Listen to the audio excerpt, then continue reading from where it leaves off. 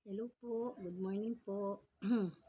May isi-share po ako sa inyo pero isusulat ko po muna para maganda po ang magiging pagkakadeliver ko po sa aking mga sasabihin. Ito po ay tungkol po sa aking mga naging karanasan, mga pagsasakripisyo at pagsubok ko po sa buhay, kung paano ko po ito lahat na pagtagumpayan.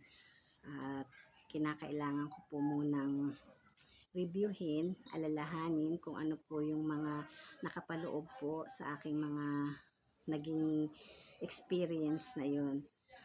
Alam ko pong makaka-relate po ang marami sa aking mga pinagdaanan sa buhay dahil po ang mga isinishare at mga ina-advise ko po sa aking mga kliyente, karamihan po dyan ay mga experience ko po sa buhay, mga experience ko po sa aking sarili at mga experience ko po sa aking pong mga kliyente.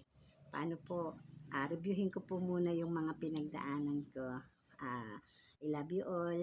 God bless us all. Bye-bye.